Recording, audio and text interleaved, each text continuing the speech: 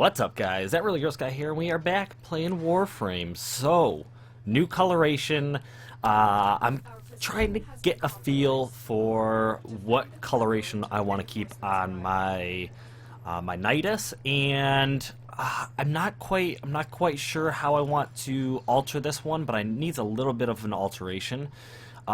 He doesn't look as great. I think he looks okay, but he doesn't look as great in this design, but when he pops out and does his mutation thing, I think he looks much better. But this is kind of the magma or lava design feel. I love that little animation, by the way. Throws the arrow down on the thing.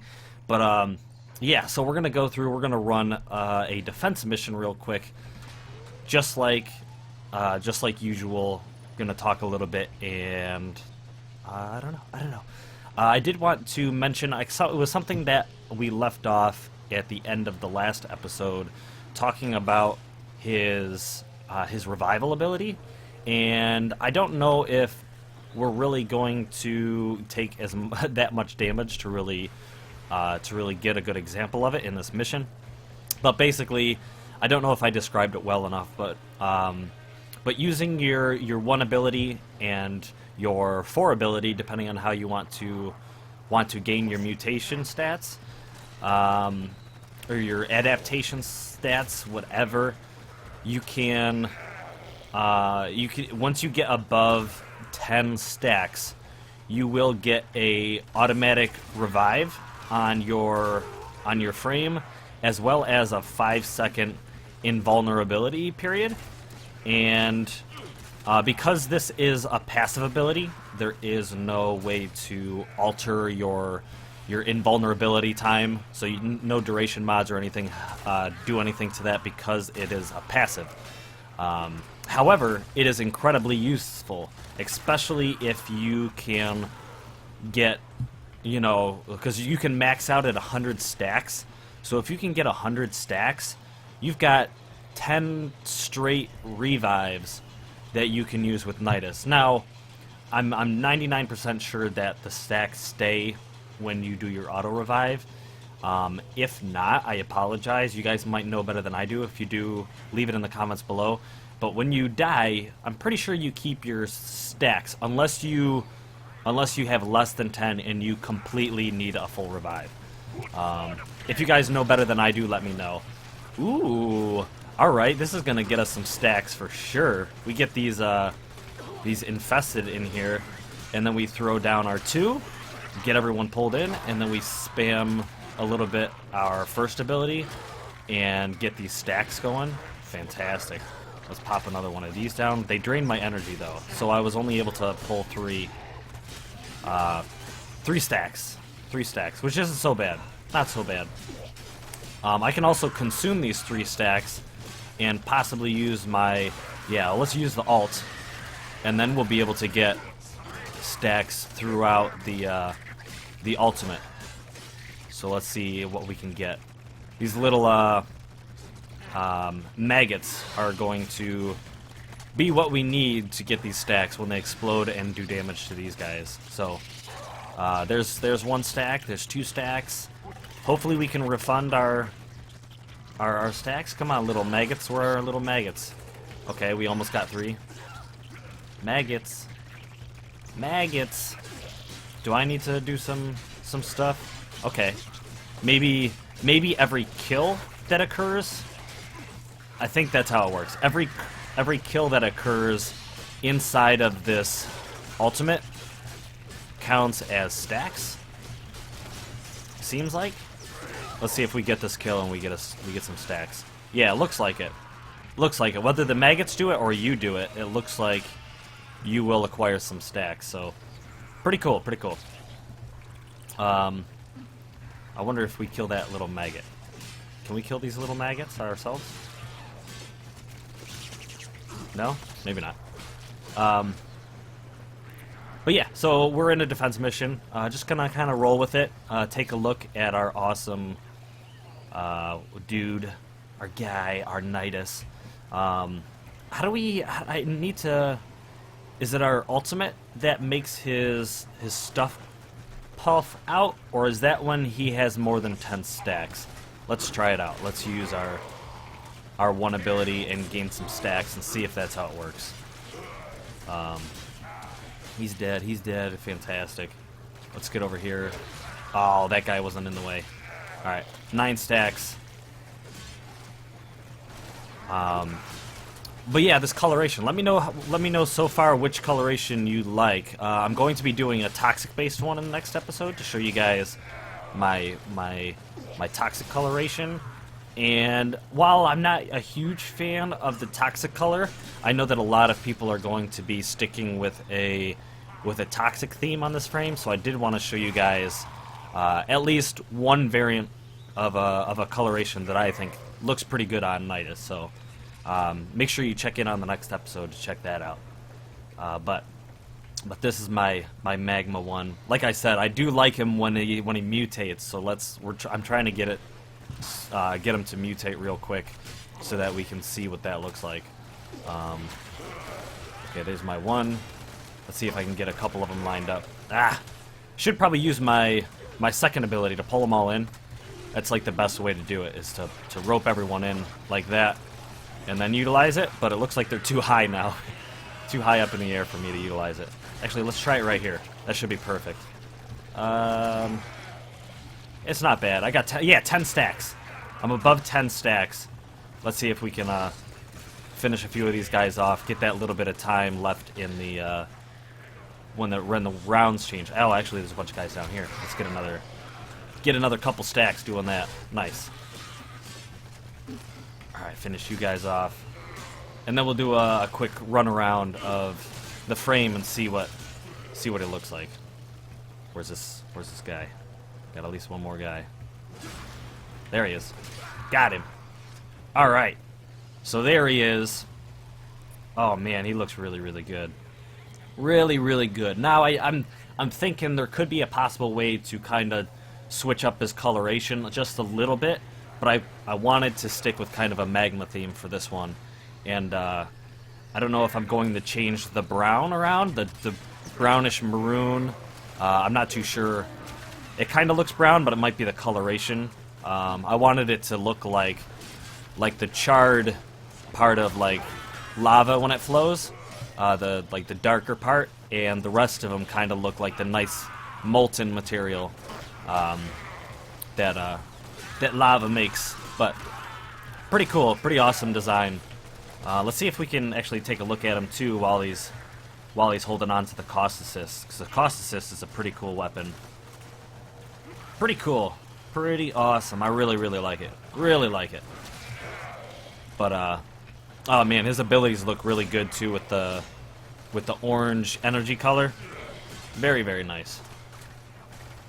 But let's see if we can. I want to hold above 10. What's it called? 10 of his adaptation things, because just in case I need a revive. But if I can get one whole nother stack, I'll be able to utilize his ultimate again. So let's see, where are we? Blah. I just heard her say 10-0. Did you hear that? It was pretty clear. That was cool. That was cool. And the fact, I was thinking about this too, because I mentioned how I don't have a flow on this build. I wonder if it would be very useful to utilize flow, because he has very few abilities that require energy, that if you were to do like a melee build and run channeling all the time, I think it might actually be a pretty good build. You channel his ability, depending on what it is, then you can life strike, and oh man, I think it would just be an excellent build. So what do you guys think? What do you guys think about running like a melee channeling build or a life strike build, or what do you think? Because he already has his health regen, so I'm not too sure if life strike is necessary. I think I put it on my melee build just as a backup, but I'm wondering if I would be better off, because he heals fairly decently already. I wonder if I would be better off just running like an attack speed, like a much better attack speed, because the scythe is pretty slow. The fact that it's a scythe. So let's see. We got a 3 stacks. So let's run one of those. See if we can get out of here, guys. Stupid cats. Alright. Yeah, let's get in there. Get our stacks back. Pretty cool. And we get... Standing in here is also going to give us our healing. Our healing back. So you see up in the right-hand corner that 18 health regeneration. Really good, really good. If you can get stacks like crazy and you can utilize this ultimate ability all the time, you can keep your health up for, you know, very, very easily. Not to mention his ability to, his passive, just makes him super good. I'm wondering, I feel like, I really hope it doesn't happen, but I feel like there's going to be a nerf tied to Nidus at some point in the near future. I would really hate it if they nerfed his strength. I would understand, even though, like I said, I really don't want it. I'm almost expecting if they do any kind of nerf, I would expect them to make his ultimate ability maybe cost more adaptation slots, and maybe his third ability costs more adaptation slots. I don't know if it really needs it, because I don't know. I think his third ability is alright where it's at, because it's a good utility build, and it's a good way to buff your allies. You can, I don't know if I mentioned this in the last one, but you can use your third ability instead of on an enemy. You can use it on an ally to increase their strength and kind of do like a life share kind of thing. And that's actually pretty cool. I like that idea. At the same time, I'm also thinking that if they're going to nerf him, they may make it so that his passive, his revive ability, costs more than 10 adaptation stacks. As much as that would be kind of a bummer, I do understand the fact that you can hold 100 total stacks. That means, like I said, you can revive 10 times. That's a lot. I hope they don't boost it up, but I could see them moving it as high as like 20 stacks. And 20 can be, at least when you first get Nidus, 20 can be a little bit difficult to get to. Just because if you're running a build like I am, if you stack your energy maximum to, like, you know, you put a flow on it or a prime flow and you get 300-400 energy, yeah, you could spam his first ability over and over again and be able to acquire a lot of stacks. But for the sake of playing this frame differently, because I feel like this is an entirely unique frame, that I don't think they want to break that feeling. I don't think they want to force him to be a tanky rhino. I think the way he's designed and the fact that he relies on the adaptation slots allows him to be a little bit of a caster frame while at the same time being a tanky frame.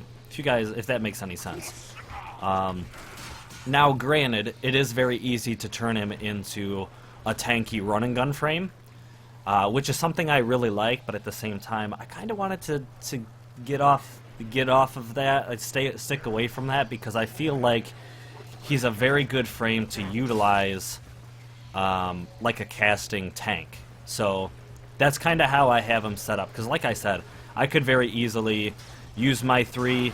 Link it to an enemy. I wouldn't use a guardsman, but he was the closest enemy to me. But now he's going to tank a whole bunch of my damage. Now I can get out my Soma Prime, or I can get out, you know, my really good DPS-based weapons. Especially now that the Riven mods are a thing. Any weapon that does a lot of damage for you, you can basically do that now. You can tie your ability. That was actually a pretty good one ability that got me a couple stacks, I think. Oh yeah, see, like right there, I could have linked him into my third ability, had him take a whole bunch of my damage, run around with a Soma Prime or whatever is a really good DPS weapon that I have, and do a really good run and gun frame. Now, you can't get too far away from the enemy that you link to, Same goes for an ally if you link to an ally. But if you talk to whoever you link up with, or they're one of your friends or someone that you play with on a normal basis, they might know that when you link up to them, you guys are going to run like a double team, you know, kind of build, I guess. So yeah, like I said, you can make him tanky. I wanted to stay away from that because I feel like he's going to be a very fun caster tank to a degree. Ooh, yeah, look at that. Look at those stacks. Just pulled a couple stacks off those guys. Very good. Now, I need to maximize my range for some of my abilities, which includes my third ability, my first ability, even my second, to pull everybody in. You need to increase my range. Now, duration is a little bit double-edged depending on how you're going to run your build. Duration is really good for your third ability, and depending on if you want to spam his ultimate, duration. If you don't want to spam his ultimate, duration is really good. Now, extended duration is going to hinder the if you want to spam his fourth or spam his second. I don't really think you need to spam his third. There's no real good reason to spam his third, because as long as you're close to an enemy and you link to him, you're going to be linked. And when that guy dies, you can just cast it again. So duration, it's up to you guys what you want to focus on for his build. But plenty of guys out there doing min-max builds. I'm just out here having fun, enjoying this build. So hopefully you guys enjoyed. Let me know what you think about the cool lava colored theme or magma theme, whatever. Pretty cool. Next time, like I said, we'll come back with a poison-based theme, and hopefully you guys like it. Thank you guys very much for watching. I hope you enjoyed, and until next time, blah!